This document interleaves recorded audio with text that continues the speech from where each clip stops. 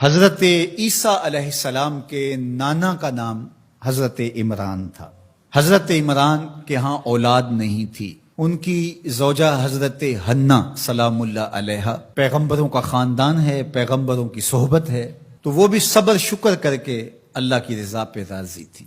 گھر کے صحن کے اندر دوپہر کے وقت چارپائی بچھائے ایک درخت کے نیچے قیلولہ کرنے لگی تو ایک منظر دیکھا کہ درخت پر ایک چڑیا نے گھونسلہ ڈالا ہوا تھا اور اس نے بچے دیے ہوئے تھے۔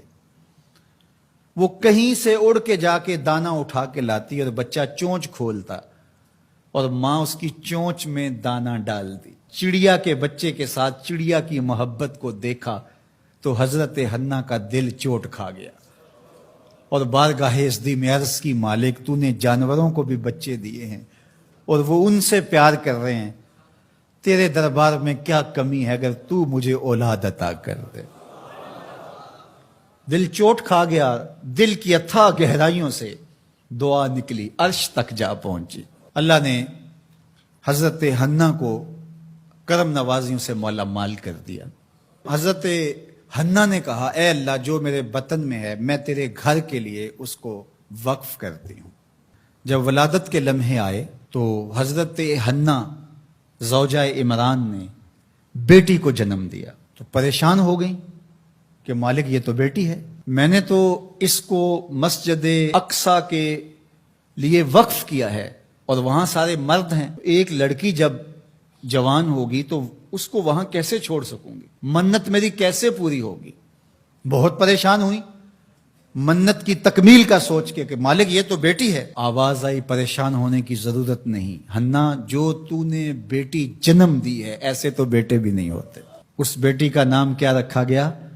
مریم سلام اللہ علیہا۔ بیٹی جوان ہو گئی تو منت یاد آئی کہ اب اس کو بیت المقدس میں ہم نے وقف کرنا ہے۔ پریشانی ہوئی کہ اب 300 حجرے ہیں جن میں مرد ہی مرد ہیں، ایک تنہا عورت کیسے وہاں رہے گی؟ تو یہ سوچا کہ کوئی بوڑھا بزرگ ہو جس کی کفالت میں ان کو دیا جائے تو وہ ان کی دیکھ بھال کرے، ضروریات کو پورا کرے۔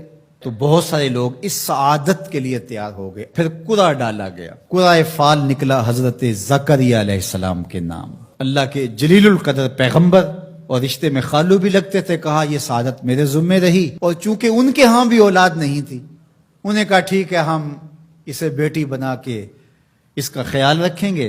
حضرت زکریہ علیہ السلام نے ایک حجرہ مختص کیا حضرت مریم کے لیے اور ان کی ضروریات کو پورا کرتے، کھانا دیتے۔ جب کہیں جانا ہوتا تو حجرے کو باہر سے تالا لگا کے چلے جاتے، افطار کے وقت یا رات کو گئے ہیں تو سحری کے وقت پھر آ جاتے۔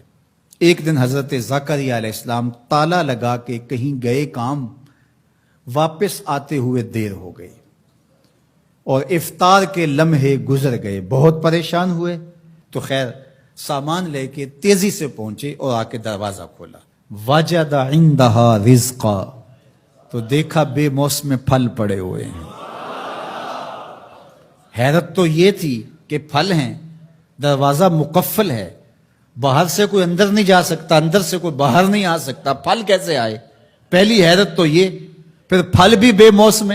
قال یا مریم ان لک ھذا، اے مریم یہ کہاں سے آئے؟ قالت ھو من عند اللہ، کہا یہ میرے اللہ کی طرف سے آئے۔